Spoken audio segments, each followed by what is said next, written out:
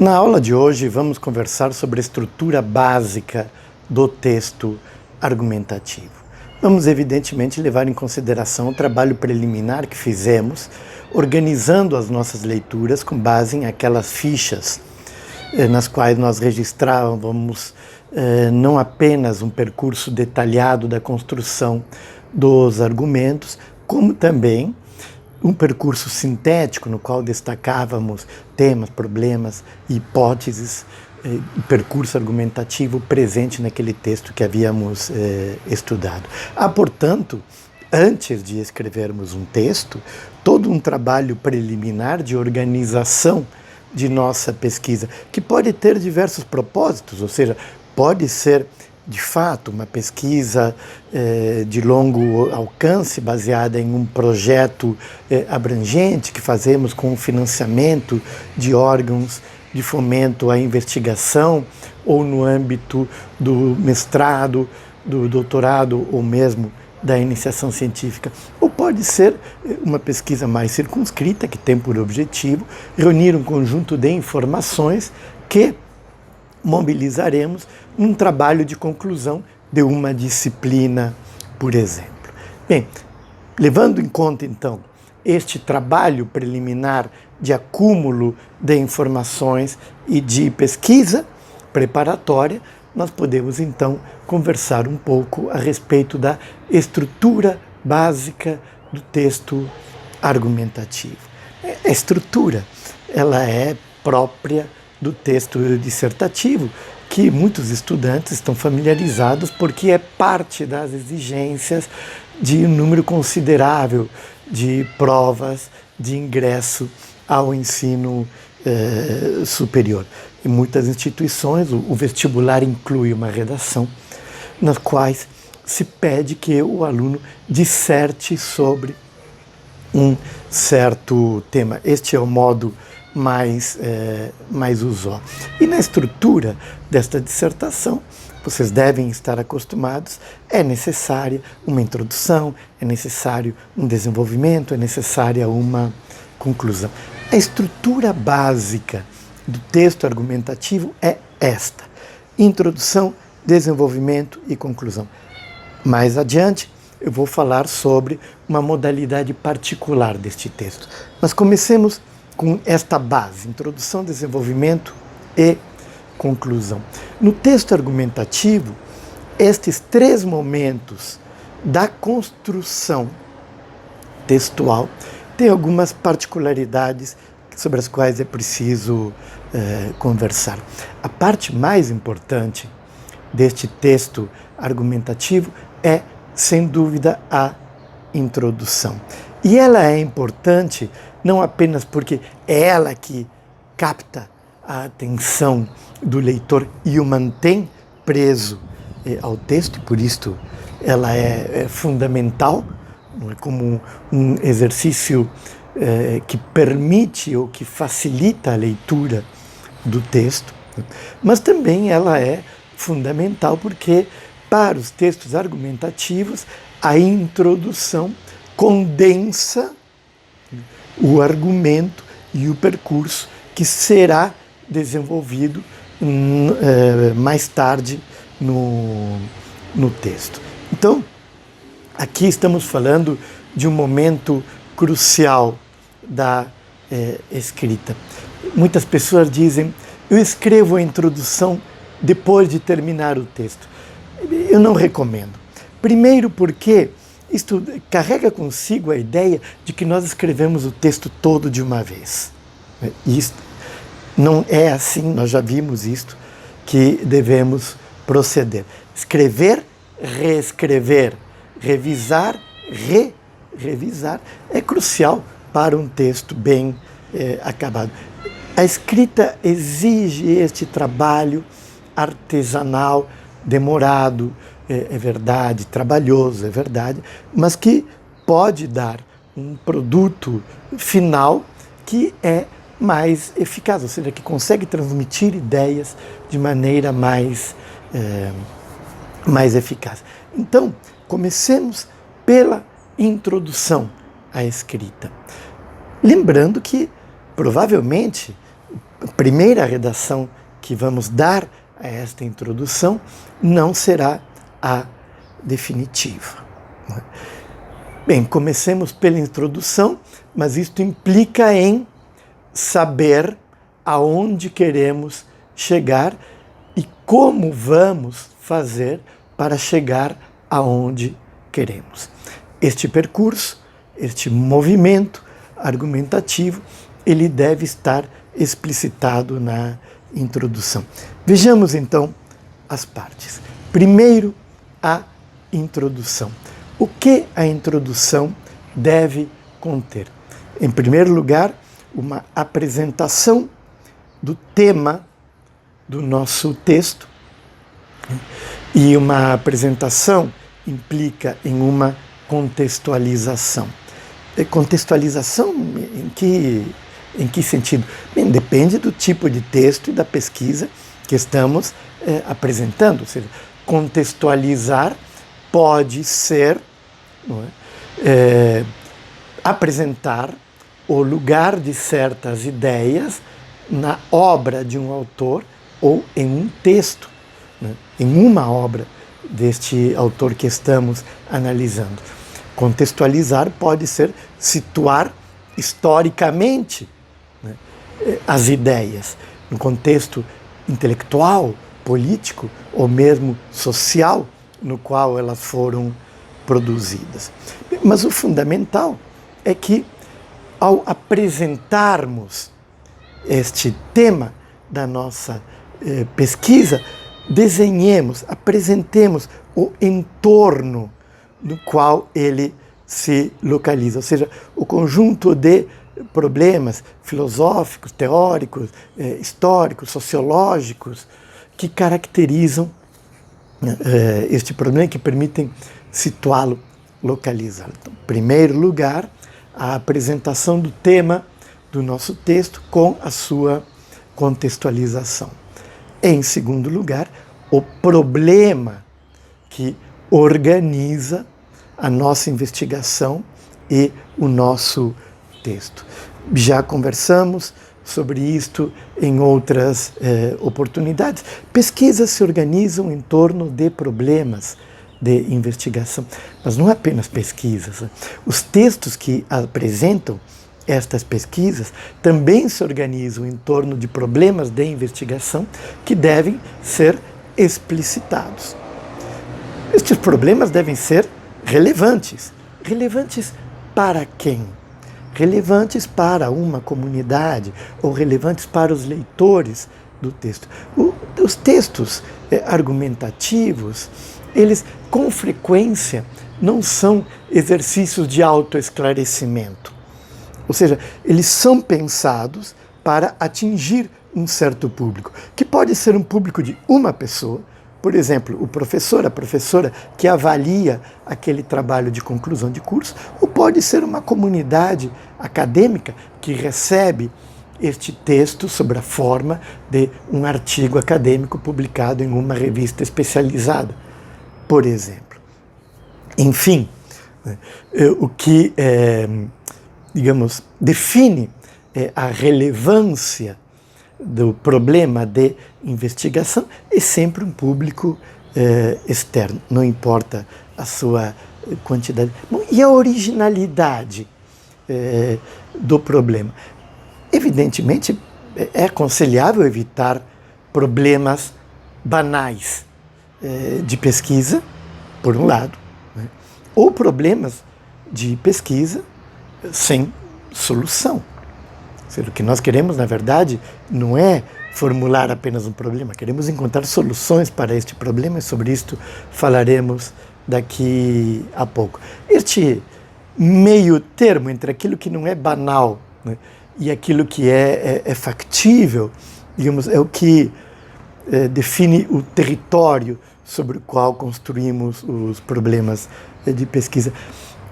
Jovens pesquisadores têm enorme dificuldade para construir bons problemas de pesquisa e muitas vezes formulam estes problemas de uma maneira quase banal, muito embora a questão não seja em si banal, não é? Por exemplo, se nós dizemos qual é o conceito de Estado de Max Weber, esta maneira de apresentar o problema é uma maneira banal, muito embora a questão em si não seja e permita investigações, e permita desenvolver argumentos, permitam aprofundar uma reflexão, permitam interpretações, até mesmo inovadoras, sobre o tema. O que se espera de um problema de investigação é que ele seja mais definido, né, mais preciso do que meramente um qual é. Um qual é para o qual provavelmente nós temos um número muito grande de respostas já dadas. Então, delimitar de maneira mais precisa este problema é sempre aconselhável. Então, em primeiro lugar, nós falamos apresentação do tema e sua contextualização. Em segundo lugar, apresentação do problema que guiará a investigação. Qual é a originalidade do problema? Bem, isto depende de qual é o objetivo do texto. Um texto que é um ensaio de conclusão de uma disciplina de graduação não precisa ter um problema de pesquisa original. Necessita que o problema de pesquisa seja bem formulado, de maneira precisa, delimitada. Mas não é necessário que seja original. Já em artigos acadêmicos que têm por objetivo serem publicados em revistas especializadas, precisam, sim, apresentar um problema original de pesquisa ou um problema que permita soluções que ainda não foram dadas. Ou seja, o problema não é original, mas as soluções que pretendemos dar a este problema são. Isto nos leva à terceira coisa que devemos apresentar em nossa introdução. A tese que devemos, o que queremos demonstrar, ou as hipóteses que orientam a nossa pesquisa, ou seja, as soluções que damos para aquele problema de investigação. Aqui sim, não é? De novo, as soluções não necessitam ser originais, a depender do público-alvo e dos propósitos de nosso texto. Mas se estamos escrevendo um artigo acadêmico para uma revista especializada, estas soluções sim precisam ser originais. Ou seja, a pergunta pode, em certas circunstâncias, ser uma pergunta já feita por outras pessoas, por outros autores, autoras. Mas as respostas que damos a estas perguntas precisam ser originais para justificar a sua presença, ou seja, em uma revista especializada, ou seja, a sua publicação depois de passar pelo processo de peer review, ou seja, de avaliação por pares. Por último, a introdução deve desenhar sucintamente os passos que serão dados para construir um argumento de validação daquelas teses, daquelas hipóteses. Ou seja, vai construir o percurso, vai reproduzir o percurso argumentativo que será desenvolvido nas sessões seguintes do texto argumentativo. De modo sucinto, é claro, para não evitar uma antecipação de todo o desenvolvimento posterior.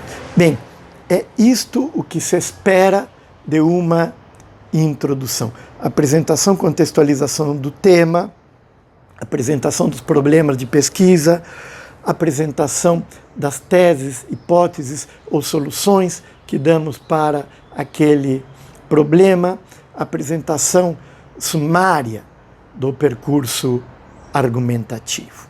Esta é a estrutura de nossa introdução, da introdução de um texto argumentativo. Por isso, para escrever a introdução, é necessário imaginar os movimentos subsequentes da argumentação. Nada impede que ao longo da escrita mudemos, modulemos, torçamos este percurso argumentativo inicialmente imaginado. Não há problema nenhum. Voltamos depois à introdução e retificamos ela de modo a agora revelar de maneira mais precisa tema, problema, soluções e percurso argumentativo daquele texto que escrevemos, cuja escrita estamos finalizando. Primeira parte, então, introdução. Segunda parte, desenvolvimento, no qual o percurso argumentativo encontra o seu lugar como um encadeamento lógico, conceitual, um encadeamento de ideias, um encadeamento de testes, não é, que construímos com a finalidade de validar, não é, de testar, podemos dizer, aquela tese, aquele conjunto de hipóteses, aquelas soluções que demos para os nossos problemas de pesquisa. Esta, digamos, a parte central do texto, né, costuma ser, evidentemente, a parte mais longa, né, a parte maior do texto argumentativo. Por último, uma conclusão que recapitula os movimentos da argumentação expostos precedentemente, na qual nós afirmamos se aquelas teses, aquelas hipóteses, aquelas soluções que demos para o problema de pesquisa foram validadas ou não, ser qual o resultado dos testes que fizemos, aonde o nosso percurso argumentativo nos levou. Na conclusão, também é possível prospectar, ou seja, não apenas falar sobre aquilo que fizemos, mas também falar sobre as possibilidades, né, que nesta investigação que conduziu a este texto argumentativo, produzimos com vistas a investigações, com vistas a pesquisas futuras. Ou seja, toda investigação, ela fecha algumas portas, na verdade não fecha as portas, encosta. Né? As portas da ciência permanecem sempre abertas. Então toda investigação encosta algumas portas, mas abre outras, e estas portas que deixamos entreabertas podem ser explicitadas na conclusão, apontando desenvolvimentos posteriores para a pesquisa. Bem, grosso modo, é esta a estrutura base do texto argumentativo. Eu gostaria de falar agora um pouco de uma variante desta estrutura, que ela não é aplicável em todos os campos disciplinares da filosofia e das ciências humanas, mas encontra seu lugar em alguns destes campos, em particular em algumas modalidades da ciência política e algumas modalidades da sociologia, também na economia. E nós vemos hoje algumas revistas acadêmicas estimulando os autores a apresentarem os seus artigos neste formato. Se chama o modelo IMRAD, I-M-R-A-I-D, uma sigla em inglês, Introduction, Methods, Research and Development. Introdução, materiais e métodos, pesquisa e desenvolvimentos posteriores. Bem, este modelo tem algumas diferenças com o modelo Introdução, Desenvolvimento e Conclusão. Em particular, não na introdução, né, mas no que vem depois da introdução. Ou seja, a introdução segue o mesmo padrão. Ela apresenta o tema, ela apresenta o problema. Aqui, como este modelo tem uma cara mais apropriada para a pesquisa empírica, então ele não apresenta tese, ele apresenta hipóteses que serão testadas. Então, apresenta as hipóteses e sumariza o percurso da investigação. Que percurso é o percurso da exposição? Perdão. Que percurso é este?